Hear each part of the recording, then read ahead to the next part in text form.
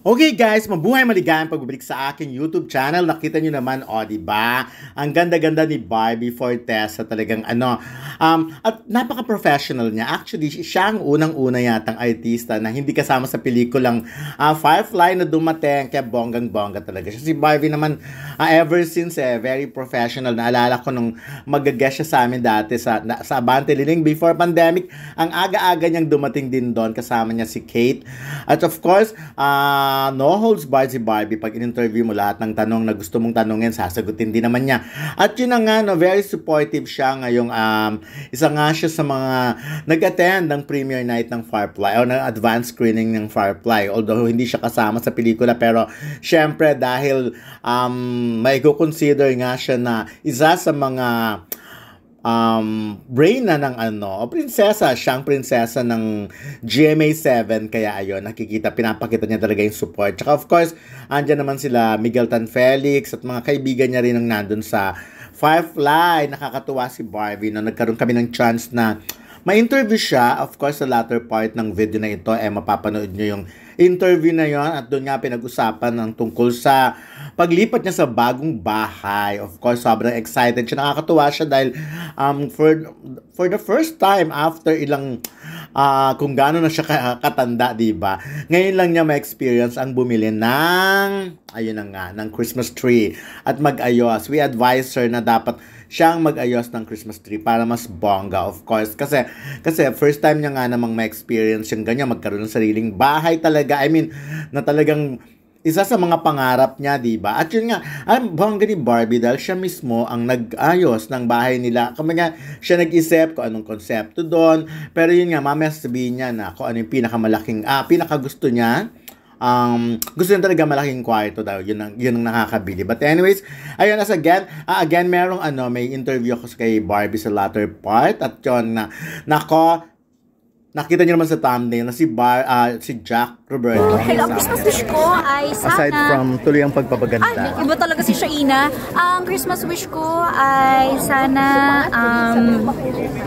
ma-enjoy ng family ko ang new house because hopefully we'll get to celebrate the holidays there sa aking new house. Yes. Para diba, ang gandang ending sa... Pero ka-transfer na kayo? Not yet. So I'm still working on it.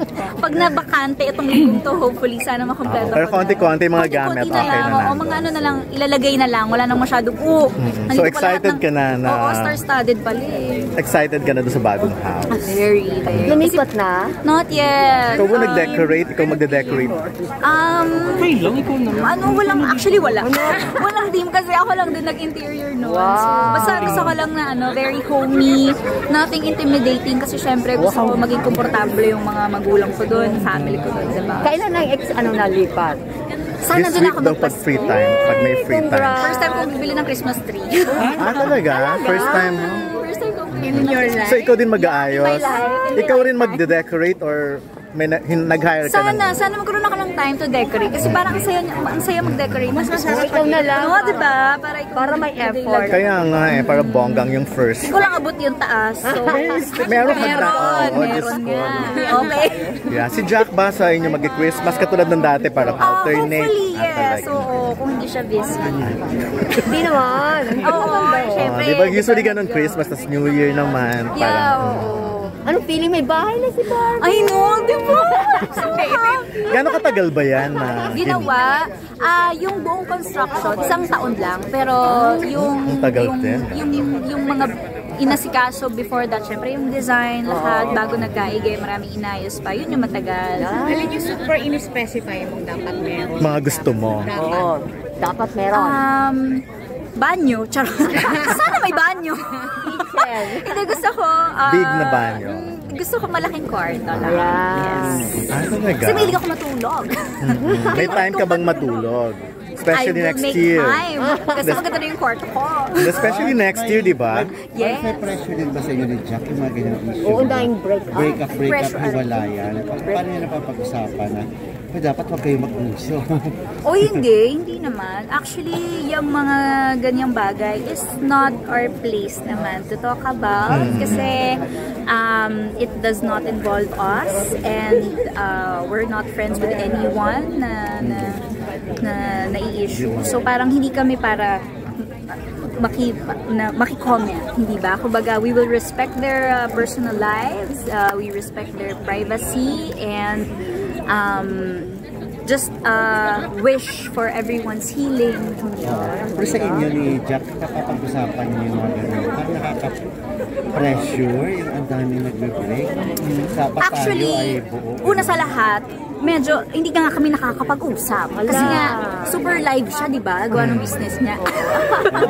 Hindi, yung mga ganyan naman bagay, Diyos ko, para sa amin kasi... Akala ko para sa future niyo naman yun. Uy, actually, hopefully, yung mga ganyang bagay naman, hindi na namin para i-entertain pa kasi nga, again, hindi naman kami involved and we respect everyone's personal lives and privacy and everyone's decisions as well, and we just wish for everyone's healing.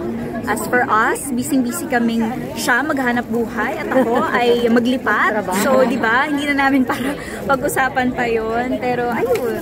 Pero anong ginagawa niyo para mas maging stronger yung relationship? Kasi sabi nila, di ba, communication is the key, blah, blah, blah. In your case daw. Yes, communication, of course. Importante pa rin talaga yan. And trust, hindi ba? And most of all, love. Smile. Okay, last na lang. Excited ka na ba for 2024 with... Ayan, ito ang aking isa sa Christmas wish. Dumating na. Thank you. Excited ka na 2024 with bagong teleserye. Yes! I'm very excited to finally start taping for Pulang Araw. Actually, ngayon, nagta-tap dance classes na ako. Marunong na? Nandun pa lang tayo sa nagka-class. Sabihan ko kayo pag marunong. Okay, thank you. Thank you so much. Thank you.